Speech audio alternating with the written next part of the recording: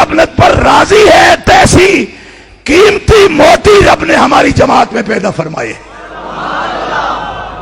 اور میں ان کی تحقیق کی ان کو داد دیتا ہوں اور ان سے توقع رکھتا ہوں. میں نے ان کی کتاب پر تبصرہ کرتے ہوئے بھی یہ کہا تھا, آج پھر کہتا ہوں کہ جب کسی شخص کو اللہ تعالیٰ غیر معمولی صلاحیت دیتا ہے تو اس سے کام بھی غیر معمولی لیتا ہے. اس لیے ڈاکٹر صاحب یہ کام کا نقطہ آغاز ہے, ہمیں بہت دور جانا ہے. ابھی ہم نے البانی کا تعاقب کرنا ہے, ابھی ہم نے ابن تیمیہ کا تعاقب کرنا ہے, ابھی ہم نے شوکانی کا تعاقب کرنا ہے, اور ابھی ہم نے جنت البقیع کے مدفونین کی قبروں کی پامالی کا بدلہ لینا ہے. ہمارے اہداف بڑے بلند ہیں. ابھی ہم نے صرف پاکستان نہیں, الجزائر سے لے کر مراکش تک البانی کے مظالم اور ابن تیمیہ کے فکری مظالم کا بدلہ لینا ہے. آپ نوجوان نہیں, آپ ہمارے شاگرد نہیں, میں آپ کو یہ خطاب دیتا ہوں کہ یہ نوجوان بزرگ نوجوان ہے جو بزرگوں کا بھی مقتدا اس وقت بن سکتا ہے. ہم اس کو فکری قائد مانتے ہیں, ہمیں فخر ہے اس کی قیادت پر. ہم تحقیق کے میدانوں میں, ہم نظریہ کے میدانوں میں تعاقب کریں گے اور ہم جنگ لڑیں گے.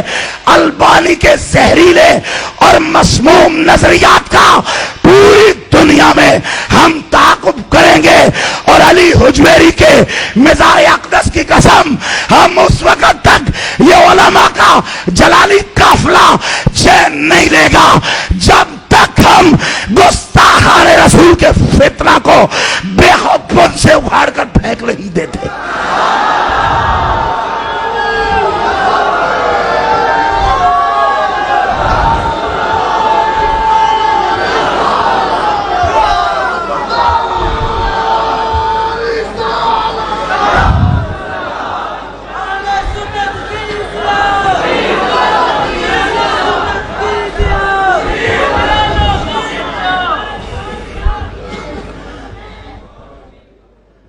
ہماری جماعت میں ایسے افراد موجود ہیں اور ہم پر امید ہیں.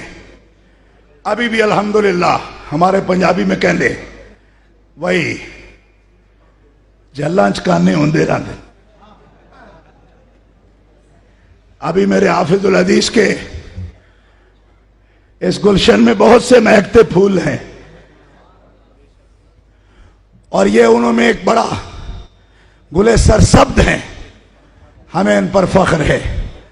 ہمارے جتنے بھی زندگی کے سانس ہیں, ہر سانس پر ہم اس نوجوان کی تائید بھی کریں گے, اس کے لیے بنیاد بھی بنیں گے, اور میں خوشی محسوس کروں گا کہ ان کا جو بھی کام ہو وہ مجھے آگاہ رکھتے ہیں, اور اس آگاہی پر ہمیشہ میرے دل سے دعائیں نکلتی ہیں.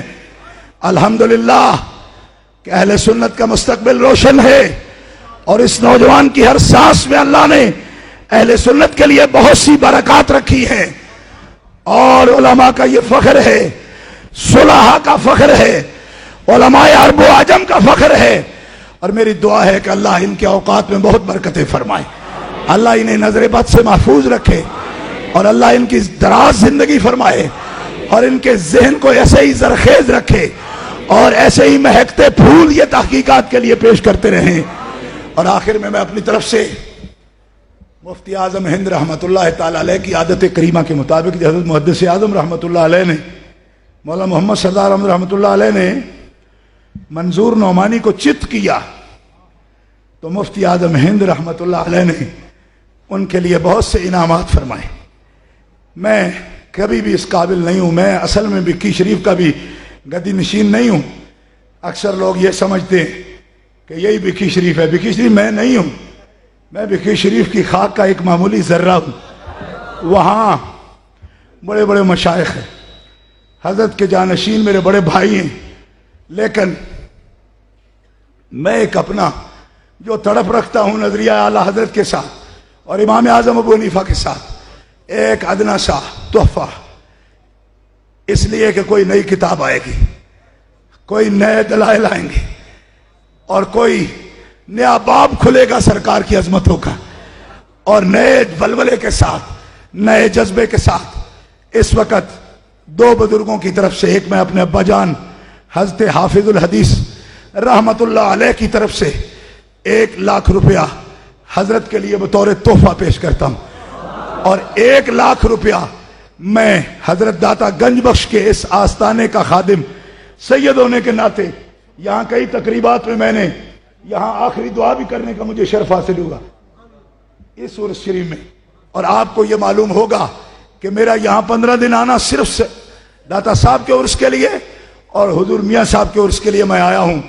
تو 1,00,000 روپیہ یہاں اجتماع منعقد کرنے پر میں حضرت داتا گنج بخش کے قدموں سے بھی ان کو خالی نہیں بھیجنا چاہتا، روحانی فیض تو وہ دے ہی رہے ہیں، لیکن ان کے دروازے سے داتا گنج بخش کے نام پر 1,00,000 روپیہ بطور تحفہ، یعنی اس مجلس میں 2,00,000 روپیہ میں حضرت کو دینی تحقیقات کے لیے ان کے لیے ذاتی طور پر پیش کرتا ہوں۔ وہ چاہے تو کتابیں خریدے یا چاہے تو جو مرضی کریں اس سے۔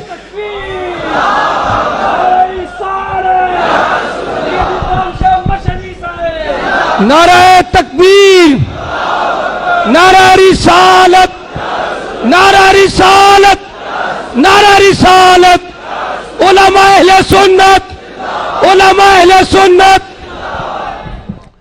اور سچی بات یہ ہے کہ اتنے بڑے اجتماع میں یہ ان کا ادارہ صراط مستقیم ہے اور ان کے دروس ہیں، آپ سے رابطہ ہے۔ میں آپ کو دیکھ کر میرا کلیجہ اتنا بڑا ہو گیا، یقین فرمائے مجھے بہت حوصلہ ہو گیا۔ بڑا دل جلتا تھا کہ لوگ صرف حکیں سنتے ہیں اور سنگیت سنتے ہیں، اب تحقیق سننے بھی اگر آپ لوگ آنے لگے ہو تو مجھے لگنے لگا ہے کہ ہم زندہ ہو گئے۔